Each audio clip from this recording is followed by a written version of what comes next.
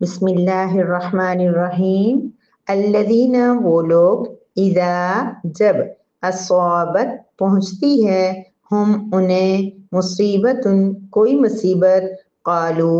वो कहते हैं, इन्ना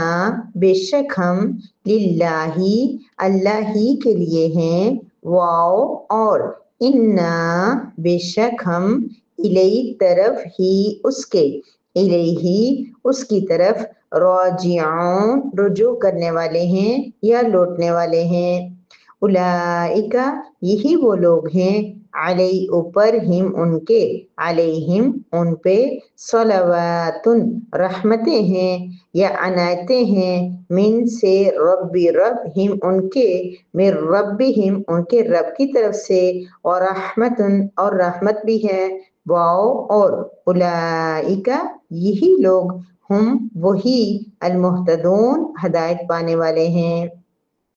अल्लज़ीना इज़ा अस्वाबतहुम मुसीबतुन क़ालू इन्ना लिल्लाहि व इन्ना इलैहि राजिऊन। वो लोग कि जब उनको कोई मुसीबत पहुंचती है तो वो कहते हैं कि हम अल्लाह ही के लिए हैं और हमें अल्लाह ही की तरफ लौट के जाना है। उलाइका अलैहिम सलवातुम मिर रब्बिहिम व रहमा। ये वो लोग हैं जिन पर उनके रब की तरफ से अनायतें और रहमत होगी। व उलाइका हुमुल मुहतदून और यही लोग हदायत याफ्ता हैं। नहमदुहु व नसल्ली अला रसूलिहिल करीम, अम्मा बाद। सूरह बकरा की आयत नंबर 156 और 157 है।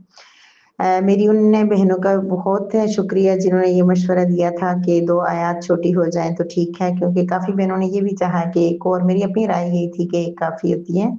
लेकिन ये मशवरा अच्छा था क्योंकि बसा औक़ात आयत बहुत छोटी होती हैं, तो अगर 7 कवर हो जाएं तो इंशाअल्लाह थोड़ा-सा ये नहीं कि वक़्त हमारा कम लग जाएगा, बाकी ये कि अल्लाह पाक बस कबूल कर लें। तो अभी फ़िलहाल ये कि 2 साथ आयत छोटियाँ आएँगी तो तभी वो साथ होंगी, अदरवाइज़ अगर एक छोटी आयत एक बड़ी अभी नहीं की जाएगी, लेकिन दूसरा पारा कंप्लीट हो जाए तो मज़ीद मेथड चेंज करेंगे इंशाअल्लाह।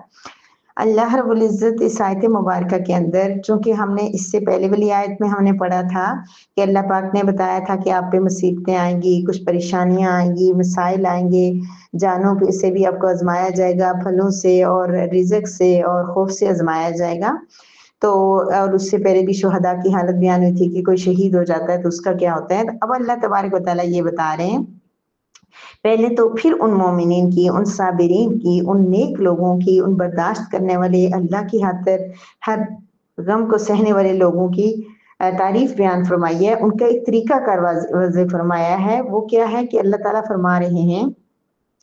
कि नेक लोग कौन होते हैं, हदायत याफ्ता कौन होते हैं और अल्लाह के मुकर्रबीन कौन होते हैं, साबिरीन कौन होते हैं, जिनके लिए अल्लाह ताला ने बशीर फरमाया था। वो लोग होते हैं कि इज़ा अस्वाबतहुम मुसीबतुन, जब उनको कोई भी मुसीबत पहुंचती है, कोई तकलीफ पहुंचती है। मुसीबत का मतलब होता है हर नागवार चीज़, इवन कि बहुत बड़ी मुसीबत भी ना पहुंचे। अल्लाह आपको और मुझे और हम सबको बड़ी मुसीबतों और आज़माइशों से महफूज ही रखे इस दुनिया में, लेकिन छोटी सी छोटी नागवार बात भी पेश आ जाती है और बड़े से बड़ा हादसा भी पेश आ जाता है। तो वो क्या करते हैं मेरी प्यारी बहनों, आज हम अल्लाह ताला से अहद करते हैं कि हम आइंदा ऐसा ही करेंगे, लेकिन अल्लाह ताला की ज़ात हमें हिम्मत और हौसला दे और आज़माइश से बचाए। लेकिन कभी अगर आज़माइश अल्लाह की तरफ से लिखी हुई आ जाए तो करना क्या है, एक मोमिन बंदे की, एक नेक बंदे की पहचान क्या है कि जब उसको कोई मुसीबत, कोई तकलीफ, कोई नागवार बात पेश आती तो वो क्या कहता है, इन्ना लिल्लाहि व इन्ना इलैहि राजिऊन। आपको पता है ये मुसीबत के वक़्त पढ़ने की दुआ है,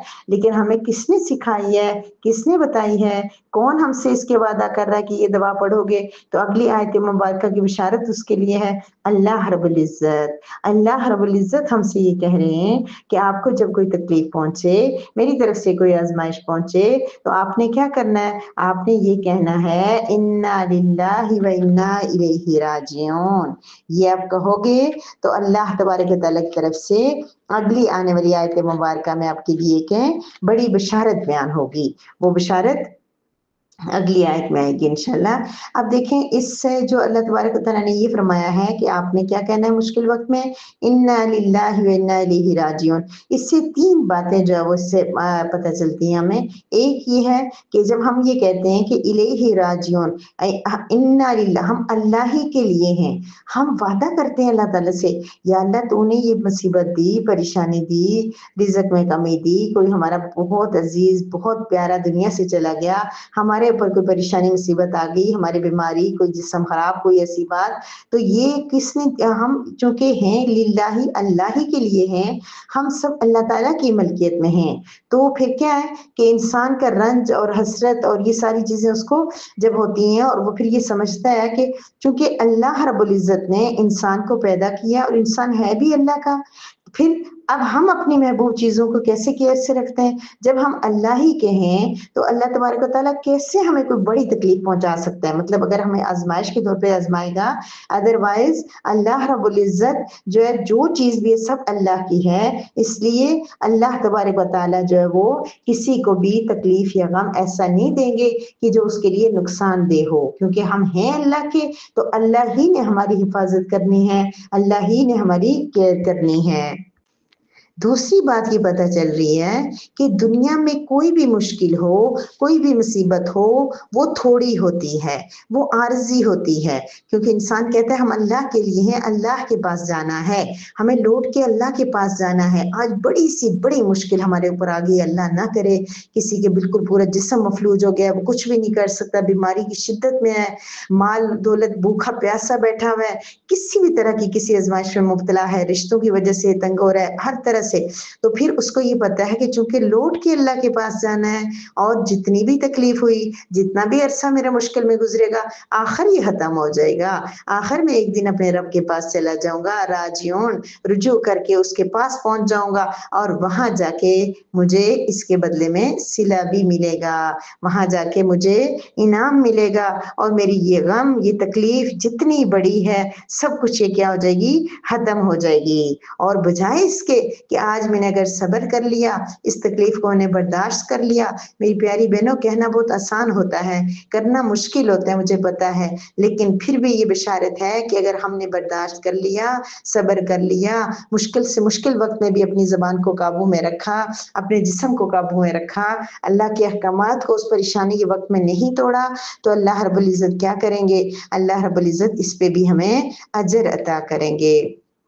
आजमाइश तब होती है, अजीज अजान जिगर सबसे प्यारे किसी की मौत की खबर आए और हम उस वक्त भी कहें इन्ना लिल्लाहि व इन्ना इलैहि राजिऊन। ऐसे अगर हम 3 मरतबा बोल दें तो कितनी बड़ी बात हो जाएगी। उसके बाद जितना मर्जी रोना है रो लें, जितना मर्जी जो है वो अपने आप को कर लें, लेकिन ये कि इन्ना लिल्लाहि व इन्ना इलैहि राजिऊन पढ़ लें तो अल्लाह पाक की ज़ात खुश होगी कि इस बंदे ने उस मुश्किल घड़ी में इतनी बड़ी खबर सुन के मेरा हुक्म इसको उस वक्त भी याद था जब इसको किसी प्यारे, किसी अजीज की जो है मौत की खबर मिली। अच्छा मेरी प्यारी बहनों, अपना एक्सपीरियंस की रोशनी में एक बात कह दूं कि कभी भी हमें ये चीज नहीं सोचनी चाहिए कि अगर ऐसा हो गया तो मैं उस वक्त क्या करूंगी। मिसाल के तौर पर अगर अभी हम ये सोचें कि हमें फलां किसी, हमारा बहुत प्यारा, हमारा हस्बैंड, हमारे अब्बू अम्मी, मेरा बच्चा कोई चला जाए तो फिर भी मैं नहीं, कभी भी नहीं सोचना चाहिए। मैंने तो अपनी जिंदगी में जब भी कोई बात मेरे जहन में आई, सोची तो वो दोबारा हो गई। पर सोचों में भी हमें काबू रखना चाहिए, होता नहीं है लेकिन कोशिश करनी चाहिए। अल्लाह रब्बुल इज्जत फरमा रहे दूसरी आयत मुबारक के अंदर 157 में, अल्लाह पाक क्या फरमा रहे हैं, ये लोग जिनके बारे में ऊपर बताया गया था कि इनको जब कोई मुसीबत पहुंचती है तो ये क्या कहते हैं, इन्ना लिल्लाहि व इन्ना इलैहि राजिऊन। इनके लिए अल्लाह पाक फरमा रहे हैं उलाइका अलैहिम सलावातुम मिर रब्बिहिम व रहमा। जब ये इस तरह सब्र करेंगे, ये इस तरह बर्दाश्त करेंगे, ये उस मुश्किल घड़ी में भी रब को याद रखते हुए और ये याद रखेंगे कि मुसीबत है, परेशानी है, जाना तो उसी के पास है, ये तकलीफ, ये दुख, ये दर्द, ये सब कुछ खत्म हो जाएगा, मैंने अल्लाह के पास जाना है। तो फिर अल्लाह पाक उसको बता रहे हैं कि उसकी उन लोगों के लिए क्या खुशखबरी है, उनके पास उनके रब की तरफ से अनायतें होंगी। सलावात वैसे दुरूद, दुरूद इस्लाम भी होता है, और खुदा न हस्ता हम इसको सलावात सुनाई उर्दू ज़बान में गालियों के लिए भी इस तरह का लफ्ज़ इस्तेमाल करते हैं, लेकिन अरबी में ये बड़ा खूबसूरत लफ्ज़ है जिसका माना है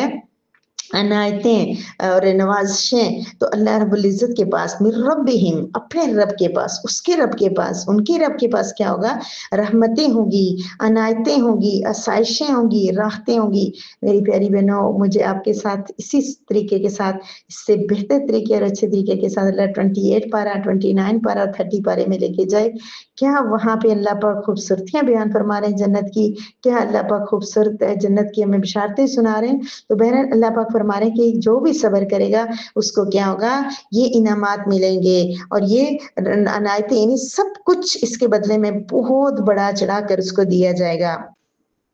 میری پیاری بہنوں، اس فکرے میں پہلے تو اس حقیقت کا اظہار ہے کہ چونکہ ہم سب اللہ کی ملکیت میں ہیں، اس لیے اسے ہمارے بارے میں ہر فیصلہ کرنے کا اختیار ہے، اور چونکہ ہم اس کے ہیں اور کوئی بھی اپنی چیز کا برا نہیں چاہتا، اس لیے ہمارے بارے میں اس کا ہر فیصلہ خود ہماری مصلحت میں ہوگا، چاہے فی الحال ہمیں وہ مصلحت سمجھ میں نہ آ رہی ہو۔ دوسری طرف اس حقیقت کا اظہار بھی ہے کہ ایک دن ہمیں بھی اللہ تعالیٰ کے پاس اسی جگہ جانا ہے جہاں ہمارا کوئی عزیز یا دوست گیا ہے۔ پھر ہمیں اس وقت یہ سوچنا چاہیے کہ یا اللہ اس کو تو جنت میں ٹھکانہ دینا، مجھے بھی نیک بنا دے تاکہ میں بھی اس کے پاس پہنچ جاؤں۔ اور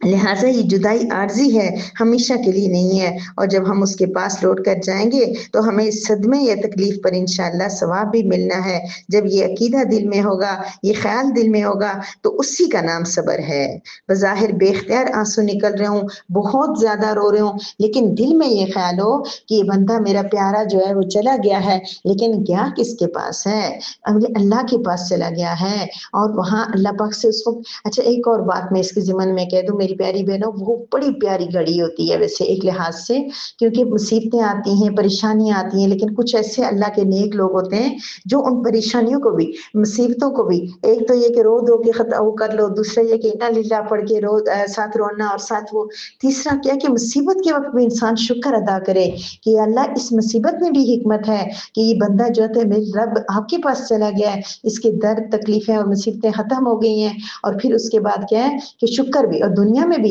ہمیں اگر کوئی بات، کسی بات پہ پریشانی ہے، مال کی، دولت کی، کسی بیماری کی، کسی کے رشتے کی، کسی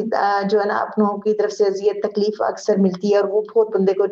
ڈپریس کر دیتی ہے، بہت بندے کو پریشان کر دیتی ہے، اس میں بندہ سوچے کہ اس بات نے، اس کے جھگڑے نے، اس کی نفرت نے، اس کی لڑائی کی وجہ سے میں پریشان ہوا، میں رویا، تو اس کے بعد کیا ہوگا کہ یہ میرے لیے اس رونے دھونے میں نے اللہ کو یاد کر لیا۔ سب سے بڑی بات جو آزمائش کیوں آتی ہے، اللہ تعالیٰ کیوں ہمیں کسی مصیبت میں کہتے ہیں اگر کوئی بندہ کبھی بیمار نہ ہو تو سوچ لے کہ اللہ تعالیٰ اس سے ناراض ہیں، کیونکہ جب اللہ راضی ہوتے ہیں تو اللہ پھر کسی مشکل میں ڈالتے ہیں تاکہ انسان صبر کرے، تو اس کے لیے آخرت میں بہت سارا اجر تیار ہو جائے، اس کو آخرت میں بہت سارا اجر ملے۔ ٹھیک ہے، جن لوگوں نے مصیبتوں پر صبر کیا اور اللہ کی نعمتوں کی ناشکری نہیں کی، بلکہ الٹا کیا ہوا، اس مصیبت پہ ذکر بھی کیا اور شکر بھی کیا، تو اللہ پاک حضور صلی اللہ علیہ وسلم سے فرما رہے ہیں کہ ان کو بشارت سنا دو کہ تمہیں اس کا بہت اجر ملے گا،